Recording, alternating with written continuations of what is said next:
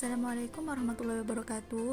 Saya Aryasta Aprila Novanda, NIM 122-101-831-19 dari kelas Tadris Bahasa Indonesia 5C. Nah, judul bahan ajar yang akan saya kembangkan adalah mendemonstrasikan teks puisi.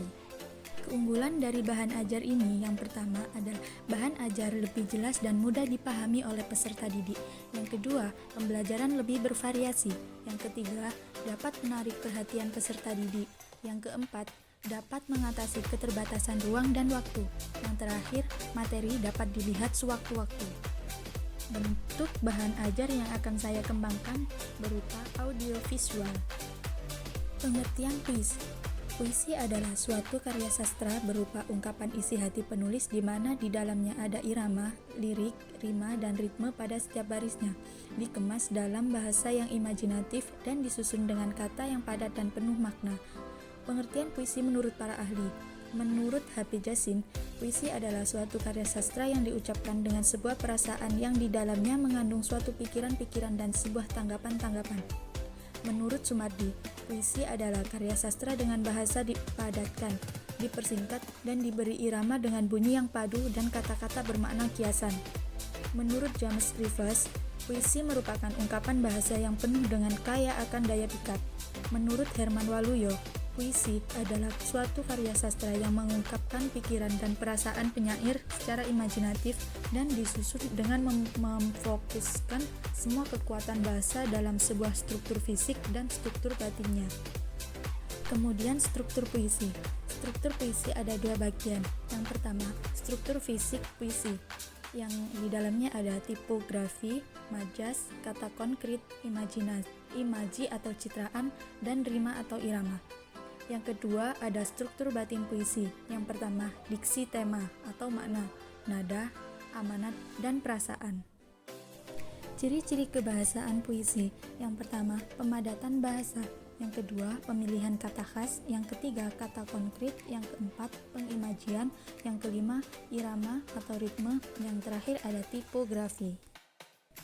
Lanjut ke kompetensi dasar 4.16, yaitu mendemonstrasikan atau membacakan atau memusikalisasikan satu puisi dari antologi puisi atau kumpulan puisi dengan memperhatikan vokal, ekspresi, dan intonasi, tekanan dinamik, dan tekanan tempo. Indikator dari 4.16 yang pertama, membacakan satu puisi dari antologi puisi dengan memperhatikan vokal, ekspresi, dan intonasi. Yang kedua, memusikalisasikan satu puisi dari antologi puisi dengan memperhatikan vokal, ekspresi, dan intonasi.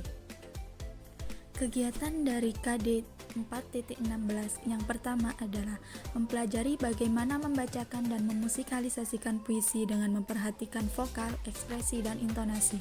Yang kedua, menentukan puisi yang akan dibacakan dan dimusikalisasikan. Yang ketiga, memilih alat musik yang akan digunakan untuk kegiatan musikalisasi puisi sesuai dengan karakter puisi yang telah dipilih oleh kelompok. Yang keempat, berlatih membaca dan memusikalisasikan puisi yang telah ditentukan bersama kelompok. Yang kelima, membacakan puisi dan memusikalisasikan puisi bersama dengan kelompok. Berikut adalah bentuk rubrik penilaian dari KD 4.16. Di sini ada dua indikator. Untuk indikator yang pertama adalah mampu membacakan satu puisi dari antologi puisi dengan memperhatikan vokal, ekspresi, dan intonasi. Untuk siswa yang mampu membacakan puisi dengan vokal, ekspresi, dan intonasi yang baik akan mendapat nilai 3. Dan untuk siswa yang membacakan puisi dengan vokal, ekspresi, dan intonasi cukup baik akan mendapat nilai 2. Dan siswa yang membacakan puisi dengan vokal, ekspresi, dan intonasi yang kurang baik akan mendapatkan nilai 1. Untuk indikator yang kedua, mampu memusikalisasikan satu puisi dari antologi puisi dengan memperhatikan vokal, ekspresi, dan intonasi. Untuk siswa yang mampu memusikalisasikan puisi dengan vokal, ekspresi, dan intonasi yang baik akan mendapat nilai 3. Dan siswa yang mampu memusikalisasikan puisi dengan vokal, ekspresi, dan intonasi kurang baik akan mendapat nilai 2. Dan untuk siswa yang memusikalisasikan puisi dengan vokal, ekspresi, dan intonasi tidak baik akan mendapat nilai 1. Nah, untuk akhir penilaiannya adalah nilai sama dengan skor yang diperoleh dikalikan 100 dan dibagi skor maksimum. Sekian penjelasan dari saya, semoga bermanfaat. Wassalamualaikum warahmatullahi wabarakatuh.